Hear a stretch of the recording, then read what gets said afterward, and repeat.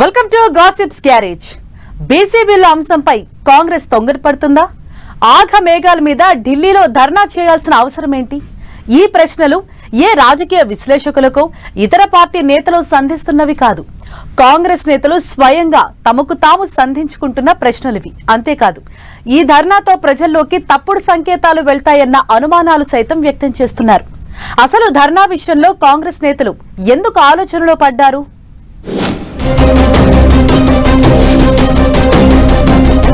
ఢిల్లీలో బీసీ ధర్నాపై కాంగ్రెస్ నేతల్లో ఆందోళన. తొందర పడుతున్నామా అంటూ కాంగ్రెస్ లీడర్ల డైలమా.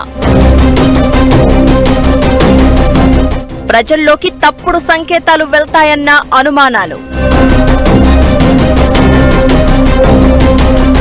తెలంగాణ బీసీ మంత్రులు నేతలు ఢిల్లీ జంతర్ మంతర్ దగ్గర బీసీ ధర్నాకు పిలుపునిచ్చారు. బీసీల రిజర్వేషన్ల పెంపు బిల్లును పార్లమెంటు ఆమోదించాలని ఢిల్లీ గడ్డపై నినదించే లక్ష్యంగా ఈ ధర్నా కొనసాగనుంది.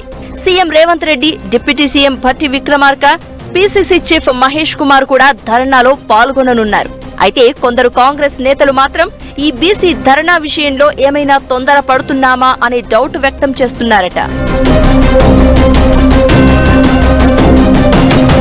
విద్య, ఉద్యోగ, రాజకీయ రంగాల్లో బీసీలకు 42% రిజర్వేషన్లు కల్పించే బిల్లులను తెలంగాణ అసెంబ్లీ ఆమోదించింది. ఈ అంశాన్ని కేంద్రం 9వ షెడ్యూల్లో పెట్టాలని కాంగ్రెస్ ప్రభుత్వం డిమాండ్ చేస్తోంది. అయితే తెలంగాణ అసెంబ్లీ తీర్మానానికి ఇంకా చట్టబద్ధత కల్పించాల్సి ఉంది. బీసీ రిజర్వేషన్ల బిల్లులకు గవర్నర్ ఆమోద ముద్ర వేయాల్సి ఉంది. గవర్నర్ ఆమోదం తర్వాత ఈ బిల్లులు చట్టంగా మారుతాయి. అయితే ఈ బిల్లులకు గవర్నర్ ఎప్పుడు ఆమోదం తెలుపుతారు అన్న దానిపై క్లారిటీ లేదు. న్యాయపరమైన అంశాలన్నింటినీ పరిశీలించిన తర్వాతే గవర్నర్ బీసీ రిజర్వేషన్ల బిల్లులకు ఆమోదం తెలిపే అవకాశం ఉంది.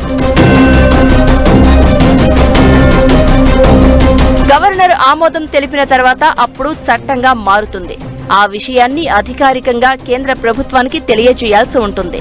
బీసీ రిజర్వేషన్ల బిల్లులకు తెలంగాణ అసెంబ్లీ ఏకగ్రీవంగా ఆమోదం తెలిపిందన్న అంశంతో పాటు గవర్నర్ ఆమోదించిన చట్టాన్ని కేంద్ర సర్కారుకు పంపించాలి. రాజ్యాంగంలోని 9వ షెడ్యూల్లో పొందుపరచాలని ప్రతిపాదన చేయాలి.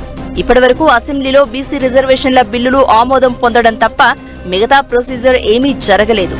ఇవన్నీ జరిగాక కేంద్రం సానుకూలంగా స్పందించకపోతే అప్పుడు యాక్షన్ మొదలు పెట్టాలి. కానీ ఇవేవీ జరగకుండానే ఢిల్లీలో ధర్నా చేస్తే ప్రజల్లోకి తప్పుడు మెసేజ్ వెళ్తుందనే అభిప్రాయం వ్యక్తం చేస్తున్నారట కాంగ్రెస్ నేతలు. అసలు మనం చేస్తున్నది రైటా రాంగా అని కూడా సీక్రెట్ గా చర్చించుకుంటున్నారట సదరు నేతలు. బీసీల విషయంలో కాంగ్రెస్ ప్రభుత్వం చేస్తున్న మంచి ప్రయత్నంపై అనుమానాలు తలెత్తే ప్రమాదం లేకపోలేదు అనేది వారి వాదనగా తెలుస్తోంది.